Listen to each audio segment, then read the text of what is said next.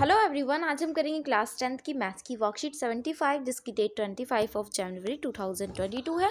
तो आज हम माध्य निकालना सीखेंगे, वो भी प्रत्यक्ष विधि से। ठीक है, तो ये आपका कौन सा चैप्टर चल रहा है? ये आपका चल रहा है चैप्टर नंबर 14 जिसका नाम है सांख्यिकी स्टैटिस्टिक्स। ओके, तो हम पहले परिभाषा देखते हैं। हमें माध्य की परिभाषा क्या होती है? सभी प्रेक्षणों, ठीक है, संख्याओं यानी कि प्रेक्षणों का औसत मान ही माध्य कहलाता है। उसका औसत मान, ठीक है, औसत क्या होता है भाई? ऊपर को तो कुल होता है, ठीक है, जितना भी उनका योग होता है बटे में पूरा टोटल। ठीक है, देखो अभी हम समझेंगे माध्य को एक्स बार के रूप में दर्शाते हैं। ठीक है, तो जहां भी एक्स बार दिखे तो वहां क्या होगा भाई? समझ लेना कि वहां माध्य की बात चल रही है। गणितीय रूप में माध्य ज्ञात किया जाता है किससे? कि भाई एक्स बार बराबर होता है सभी प्रेक्षणों का योग बटे में प्रेक्षणों की कुल संख्या। क्वेश्चन करेंगे, समझ आएगा। ऊपर तो भाई योग लिखते हैं, ये तो हमें पहले भी पता है माध्य क्या होता है, और नीचे तो कुल लिखते हैं हम उनका। ठीक है, आगे देखते हैं अब हम। यहाँ हमें कुछ वर्गीकृत आंकड़े दिए हुए हैं। आंकड़ों का बारंबारता के साथ वर्ग अंतराल में निरूपण वर्गीकृत आंकड़ा कहलाता है। ठीक है, तो यहाँ क्या बता रखा है कि आंकड़ों का अगर हम बारंबारता क्या होता है भाई? इस तरीके से टेबल बना के इस तरीके से बारंबारता के साथ वर्ग अंतराल में निरूपण ही वर्गीकृत आंकड़ा कहलाता है। कि भाई वर्गीकरण कर दे रखे भाई 5 से 10 कितने हैं भाई? 4 है। 10 से 15 कितने भाई? 9 है। ठीक है, तो वर्गीकृत आंकड़ों को निम्न रूप से दर्शाते हैं। ओके, हम वर्गीकृत आंकड़ों का माध्य कैसे ज्ञात कर सकते हैं भाई? इसके बारे में डिस्कस करते हैं कि हम वर्गीकृत आंकड़ों का माध्य कैसे निकालेंगे। तो वर्गीकृत आंकड़ों का माध्य ज्ञात करने की अनेक विधियां हैं। ठीक है, इनमें से एक विधि है प्रत्यक्ष विधि। आज हम वर्गीकृत आंकड़ों का माध्य प्रत्यक्ष विधि से निकालना सीखेंगे। तो देखो कई सारी विधि हैं, 3 विधि है मेरे ख्याल से। ठीक है, एक तो प्रत्यक्ष विधि और एक कल्पना वाली विधि है। ठीक है, और एक और भी है। ठीक है, तो आज की इस वीडियो में हम प्रत्यक्ष विधि से वर्गीकृत आंकड़ों का माध्य निकालना सीखेंगे। ठीक है, पग विचलन विधि है वो। ओके, तो यहाँ हमें दिया हुआ है एक उदाहरण। सबसे पहले उदाहरण को करने से पहले हम ये देखते हैं। तो प्रत्यक्ष विधि से माध्य परिकलित करने के चरण, परिकलित यानी निकालने के चरण। तो प्रत्यक्ष विधि से हम माध्य कैसे निकालेंगे, उसके चरण दिए हुए हैं, स्टेप्स दिए हुए हैं, देखते हैं। पहला स्टेप्स है दी गई सारणी को दोबारा लिखिए। जो भी हमें सारणी दी हुई है उसे हमें दोबारा लिखना है। सेकंड स्टेप है प्रत्येक वर्ग अंतराल का वर्ग चिन्ह स्तंभ x I में ज्ञात कीजिए। तो प्रत्येक वर्ग अंतराल का, जितने भी यहाँ वर्ग अंतराल होंगे उसका वर्ग चिन्ह, ठीक है, वर्ग चिन्ह यानी कि xi, इसको हम xi से डिनोट करते हैं, सो याद रखना है।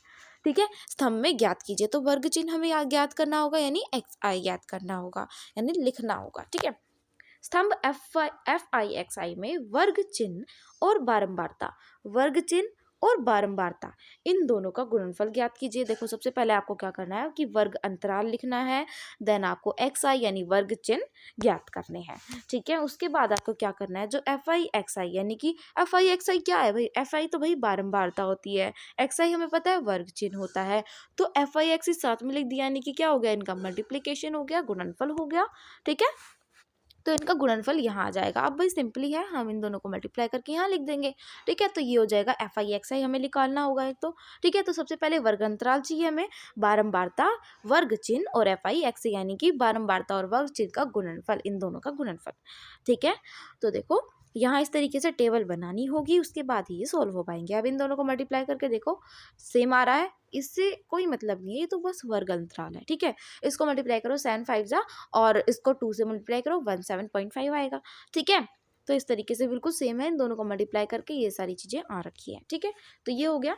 नेक्स्ट देखते हैं फोर्थ, स्तंभ FI का योग सिग्मा FI प्राप्त कीजिए। तो इनका योग जो है ना, इन सब का प्लस क्या है? सिग्मा। देखो ये जो साइन होता है ये वाला, इसे क्या बोलते हैं भाई? सिग्मा बोलते हैं। इस साइन को क्या बोलते हैं? सिग्मा। इसको याद रख लो, ये साइन बहुत यूज होने वाला है, इसलिए पता भी होना चाहिए इसे बोलते क्या है। ठीक है, सो देखो यहाँ नेक्स्ट है एफ आई एक्स आई का योग सिग्मा एफ आई एक्स से प्राप्त कीजिए। तो इन सब का योग आपको प्राप्त करना होगा, ठीक है। और उसके बाद माध्य X bar is equals to इतने के रूप में प्राप्त कीजिए। तो माध्य ऐसे प्राप्त हो जाएगा, बस सिंपल है। कैसे प्राप्त हो जाएगा भाई, जो आपने योग ज्ञात किया है और जो इसका योग है, ठीक है, इसको बटे में इसके बटे में इसके कर दो, इन दोनों को अपोन में कर दो और फिर आपका माध्य निकल जाएगा, ठीक है। यहाँ देखो तो यहाँ माध्य एक्स बार बराबर है ये sigma F I x I upon में सिग्मा एफ आई, ये वाला, ठीक है। ओके, तो इन दोनों को जब आप लिखोगे उसके बाद इसको कट करोगे तो पॉइंट में आंसर आएगा, ठीक है। तो फिर इस तरीके से आएगा ये, ठीक है। तो ये सिमिलर है इसके, मतलब मिलता जुलता सा आंसर आएगा। तो मतलब ये जो पॉइंट के बाद 6 7 5 आ रहा है ना, ठीक है, तो मिलता जुलता 7 से ही हम मान लेते हैं कि भाई 7 है, आगे थोड़ा एक आगे मान लेते हैं हम, ठीक है। अब आपको स्वयं प्रयास कीजिए, कुछ क्वेश्चन दिए गए हैं, 2 क्वेश्चंस, ठीक है। फर्स्ट क्वेश्चन क्या है कि निम्न सारणी 35 नगरों की साक्षरता दर प्रतिशत में आपको दी गई है, माध्य साक्षरता दर इसमें ज्ञात करनी है आपको। सेकंड क्वेश्चन भी देख लेते हैं। निम्न तालिका एक कंपनी के 180 कर्मचारी द्वारा किए गए ओवर टाइम यानी कि घंटों में दिए हुए हैं, दर्शाती है कर्मचारी द्वारा किए गए ओवर टाइम का माध्य ज्ञात कीजिए। ओके, तो यहाँ इसका माध्य ज्ञात करना है और यहाँ माध्य साक्षरता दर ज्ञात करनी है। इन दोनों क्वेश्चंस के आंसर चलिए देखते हैं फटाफट से, ठीक है। दोनों क्वेश्चन यहाँ से नोट डाउन कर लीजिए पहले तो आप, ठीक है। आई होप आपने नोट डाउन कर लिए होंगे। अब हम आंसर देखते हैं। तो यहाँ देखिए क्वेश्चन नंबर 1 का आंसर किस तरीके से होगा, ठीक है। तो साक्षरता दर लिखेंगे आप नगरों की संख्या एफ आई में, वर्ग चिन्ह एक्स आई और एफ आई एक्स आई, ठीक है। तो ये इस तरीके से टेबल बनाएंगे 45 से 55, 55 से 65, 65 से 75, 75 से 85 और 85 से 95। फिर एफ आई एक्स आई जो भी गिवन है वो लिखेंगे और फिर इनका सम 35 एंड देन इनका सम 2430, ठीक है। और फिर आप लास्ट में क्या लिखेंगे, माध्य एक्स बार बराबर होता है ये अपोन में ये, ठीक है। और उसको आप डिवाइड करोगे तो ये आंसर आएगा। तो ये क्या हो गई, नगर की माध्य साक्षरता दर इतने प्रतिशत, ठीक है।